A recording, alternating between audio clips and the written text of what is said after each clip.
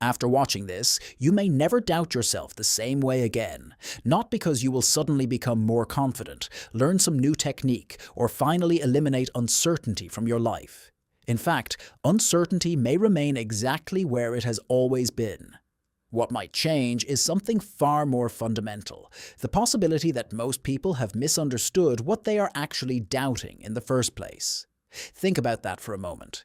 When someone says, "I doubt myself," what exactly are they talking about? Most people never stop to ask. The phrase feels obvious, natural, and self-explanatory. Yet, the moment you begin examining it more closely, something strange happens.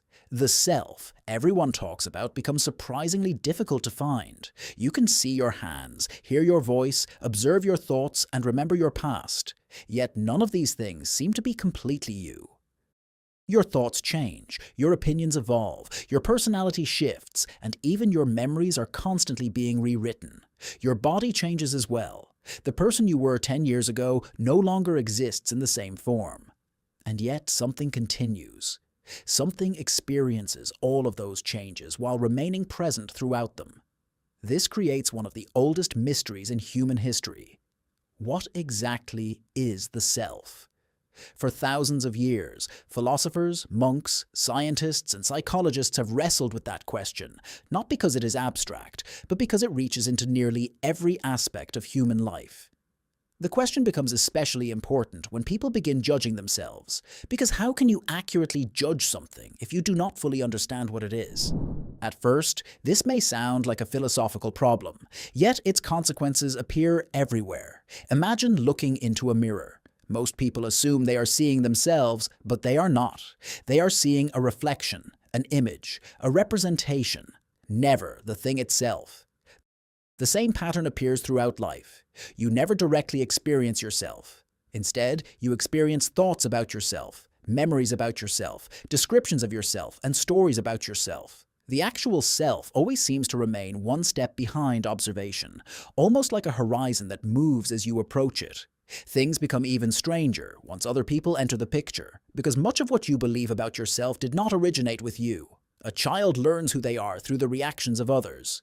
Approval, criticism, praise, expectations, and endless comparisons slowly begin shaping a picture of identity.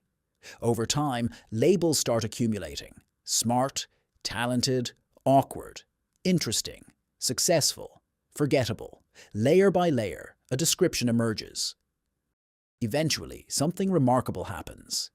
The description begins to feel like reality itself.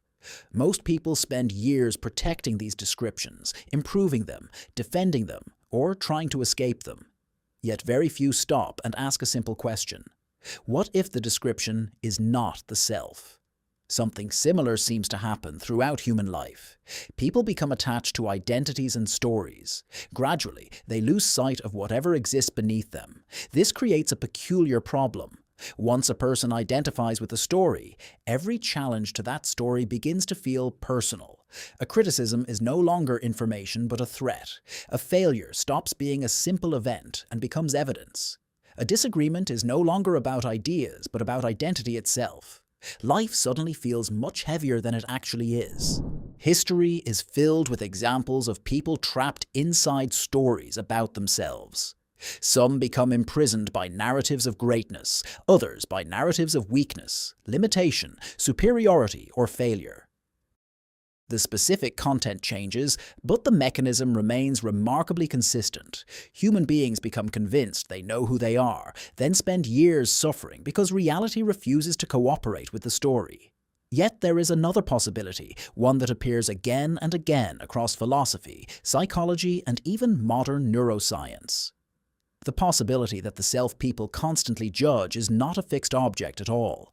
Instead, it may be a model, a construction, a useful approximation created by the brain. Not a lie, but not the complete truth either. Think about how strange that would be. Imagine spending your entire life evaluating a photograph while rarely looking at the landscape it represents. That is what many people seem to do.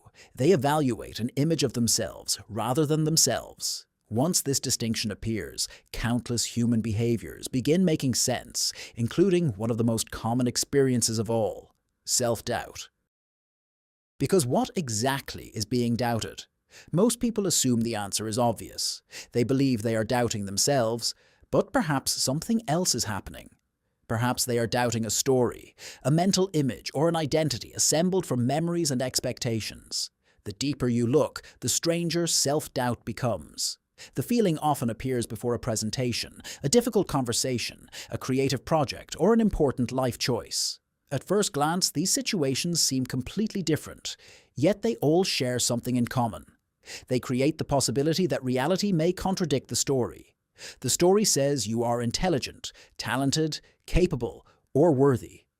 Reality now has an opportunity to agree or disagree, and suddenly the threat appears, not to the self, to the image, to the narrative, to the identity. This may explain something that has puzzled people for generations. Why does success so rarely eliminate self-doubt? A person achieves a goal, then another and another, yet the feeling often remains. Because reality was never arguing with the self. Reality was arguing with the story. And stories always demand maintenance. They require more proof, more validation, and more certainty. No matter how much evidence accumulates, the cycle continues. Unless a person notices something fundamental. The thing being judged may not be the thing doing the judging. Think about that for a moment. There appears to be an observer behind the story and the labels attached to it. It was there before the successes, before the failures, before the compliments, and before the criticisms. Perhaps that is why some people eventually experience a profound shift. They stop asking whether the story is good enough. They stop asking whether the identity is impressive enough or whether the image deserves approval. Instead, they begin realizing they have spent years evaluating a reflection rather than the source, a map rather than the territory. And once that distinction becomes impossible to unsee, self-doubt begins losing its power. Not because uncertainty disappears, not because mistakes disappear, not because criticism disappears. Those things remain part of life. What changes is the target. How can you doubt something you have never directly seen? How can you condemn something you cannot fully define? How can you judge the observer using only the stories being observed? Perhaps that is the deepest misunderstanding hidden inside self-doubt. People assume they are questioning themselves, when in reality they are often questioning an image they have spent years constructing and defending. And once you truly see that, a strange freedom begins to appear. For the first time, the voice of self-doubt no longer sounds like reality. It sounds like what it may have been all along. One story questioning another, while something deeper remains untouched.